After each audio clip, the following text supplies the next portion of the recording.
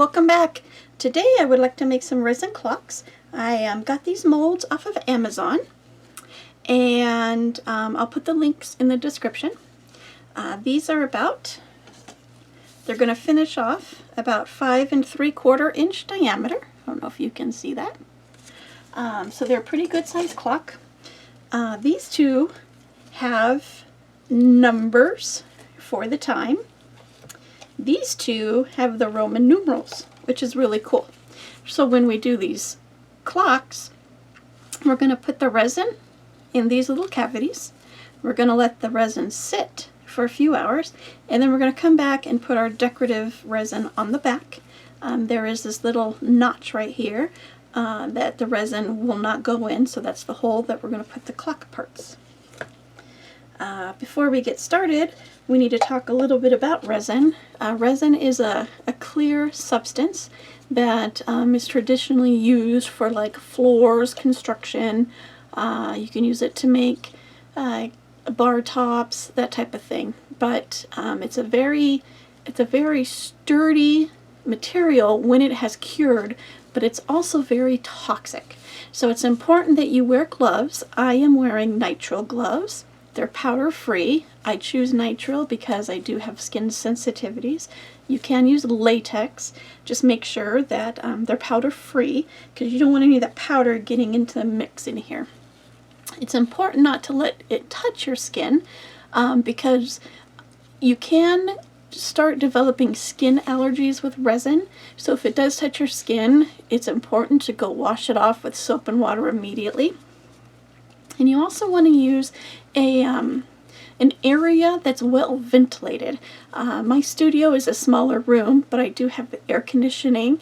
I have a window that's propped open, and the door is cracked, so the fumes will not build up. So you do want to protect your lungs. If you cannot be in a well ventilated area, always get a respirator mask. They are a little hard to come by right now because of the current COVID situation in the world, but anything to put over as a mask will definitely help your lungs with the fumes. So the resin I am using, I have a little bit of this Tabletop Pro resin left, so I thought I'd use this. Part A is the resin, Part B is the hardener, and it is self-leveling.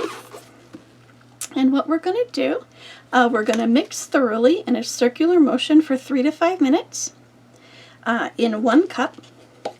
And we're going to scrape the sides, we're going to scrape the bottom, and then we're going to empty it into a 2nd cup. And then we're going to mix that for another couple minutes, scraping sides and the bottom. And you don't want to scrape too fast. You don't want a huge buildup of air bubbles because you don't want to aerate it too much. But for the project we're doing, I'm going to end up putting some black mica powder and some black alcohol ink in it. So this is going to help the air bubbles release also. So I'm not too worried about air bubbles right now.